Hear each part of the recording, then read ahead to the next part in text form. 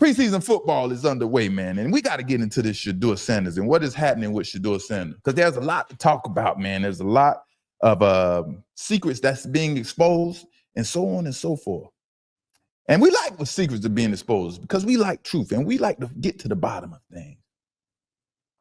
Shedeur Sanders' future in Cleveland. How does that look to y'all? What does everybody think is going to happen to Shedeur Sanders? Is he going to end up being the starting quarterback?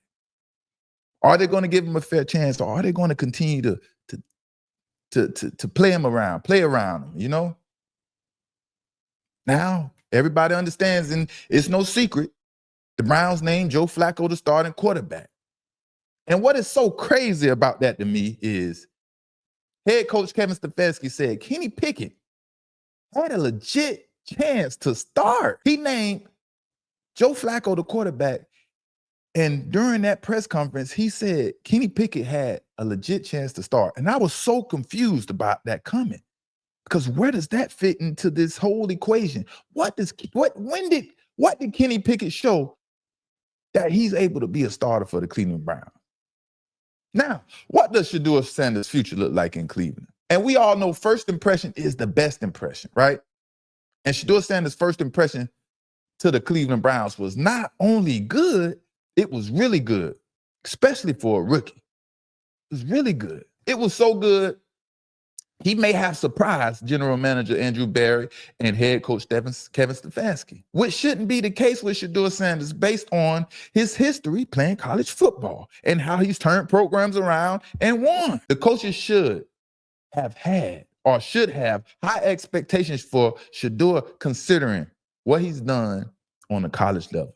And that is that simple. And being that they didn't have these expectations, only plays into what's happening right now to Shedeur Sanders, the unfair opportunities that are presented to Shedeur since being drafted to the Cleveland Browns.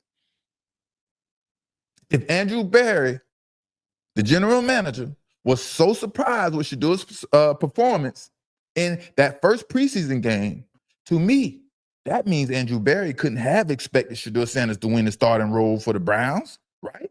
If he was that excited and elated about how Shedeur performed in that first preseason game, he couldn't have had any high expectations for Shedeur Sanders. And this is the truth. And now someone very credible has come out and state that the NFL intentionally didn't draft Shedeur, like we already knew. What I heard from someone that's in the NFL, that the NFL told other, don't draft him, do not draft him. We're gonna make an example out of him. And this came from a very good source, And he said that, I won't say who, somebody called the Cleveland Browns and said, don't do that.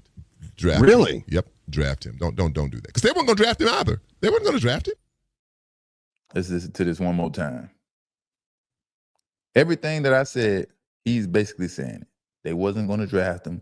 The owner was forced to make this play. He went in there and told the general manager and the head coach, take Shedeur, riding home in his car. Listen up again. I'll tell you this much here, what I heard from someone that's in the NFL, that the NFL told other, don't draft him, do not draft him. We're gonna make an example out of him. And this came from a very good source. And he said that, I won't say who, somebody called the Cleveland Browns and said, don't do that. Draft really? him. Yep, draft him. Don't do that. Because they weren't going to draft him either. They weren't going to draft him. They wasn't going to draft him. That's Hall of Famer Eric Dixon. If you don't know about Eric Dixon, one of the first running backs to pioneer the NFL, the running back game, used to wear the neck brace, and he was a dog out there. But someone called the Cleveland Browns from what he's saying and said, don't do this. Don't draft him. Stick to the code. Everybody's been warned, and we said what we needed to say in the NFL. Don't draft him. Don't cause confusion in the NFL by the Sanders family. Eric Dixon said someone close to him in the NFL told him about the play on Shedeur Sanders and the Sanders family. And I don't know this man to be a lie. He's 100% credible in my eyes. I haven't heard anything about Eric Dixon making false statements, lying, and so on and so forth. He has no reason to lie. We all believe this is true because ain't no way in the world these people thought the quarterbacks drafted before Shedeur Sanders are better than him. Cam Ward was the only possibility. That's the only possibility, Cam Ward. It's no way Shedeur Sanders drops to the 5th round unless what Eric Dixon has said is happening. Now, everyone understands that Joe Flacco is a temporary fix. I've been saying that from the beginning. It seems like the media steals my commentary and my hot takes, and they just go on and go with it. Now I see Ryan Clark talking about the Jaguars drafting Travis Hunter was a mistake. All right, whatever. I'm the one that said that. But whatever. Now Joe Flacco. Joe Flacco is a temporary fix. Everybody can see that. Some people say he's not. What would they do besides Joe Flacco? Now, starting Joe Flacco in my eyes is setting the team back. It's not making the team go forward. This is setting the team back by starting Joe Flacco. And it shows that there's a lot of confusion moving ahead in the future. Somewhere down the line, Kevin Stefanski will have to decide, when is it time to put Joe Flacco on the bench where he belongs, as a backup, third, or whatever? Because, yeah, that's what Joe Flacco is at this time in his career. That's just the way it is. It's even possible Joe Flacco can be pulled in the first game of the season that he starts in. It's very possible. It's highly possible. The chance of that happening is very high. Every quarterback right now has to stay ready and be ready, and particularly Shedeur Sanders, because he's going to get an opportunity. Guys are hurt. Hamstrings not healthy. Players are older. Kenny Pickett haven't lasted a whole season, if I remember correctly. Now, in this last preseason game, I think Dillon Gabriel and Shedeur Sanders will finally get to go out there and play together in the same preseason game. Now, will it be fair? We will have to see. You know, Kevin Stefanski said the starters will play 30 to 35 plays on Sunday. And we know Dillon Gabriel will relieve Joe Flacco and then Shedeur Sanders. No Kenny Pickett again. No Kenny Pickett. And I hope this organization isn't shitting on Shedeur like we assume is happening. And there's still competition to be able to move up the depth chart. Because I sure hope they just not saying Dillon Gabriel won the backup quarterback job and he's here to stay. Because that would be awful. That would be a miscarriage of justice for competition, you know, as NFL players. 30, 35 plays a game, and it's usually 80 to 100 plays. Whatever happens, I think Dillon Gabriel and Shedeur Sanders should have the same amount of plays, the same quality of players on the football field. And this should still be a battle.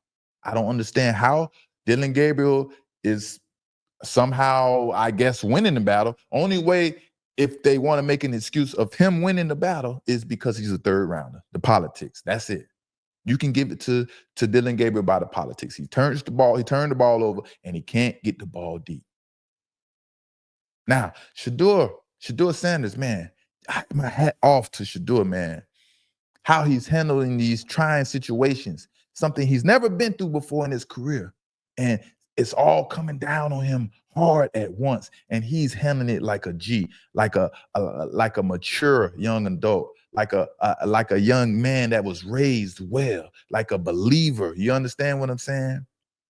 And Shedeur is mature enough to completely understand what the heck is going on. And let's listen to the young man preach. I would say I learned life in a different perspective, you know, and that's why I come here. I'm happy. I always got good energy because, you know, I'm blessed to come out here every day. Regardless of the situation, regardless of anything, you know, I know my time, whenever that is, I'll be ready for it, and I'm going to embrace that. But in due time, you know, I got many things I need to fix, many things I need to work on, and I'm not oblivious to that. So all I look at it as I'm getting more time to cook. I'm getting more time to warm up. I You know that's that's how right. it is. Listen to the beginning real quick, one more time. I would say I learned life in a different perspective. Powerful statement right there. Powerful statement. See, I would say I'm learning life in a different perspective. Yeah. Strong. He understands completely what is happening and what is going on. He's used to being the starter, being the man of every team he's ever played for. Now, it's all over the place. He's throwing balls to the equipment manager. They have him fourth string, some then third string. Then all of a sudden, two days before the preseason game, he's the starter without the quality reps that you're supposed to get to be prepared for the game. And then guess what? He still goes out there despite all the adversity he's dealing with. He goes out there and execute and looks great. Surprises the team who drafted him, Andrew Berry and Kevin Stefanski. But my hat goes off to Shedeur, man. He understands that he's handling this situation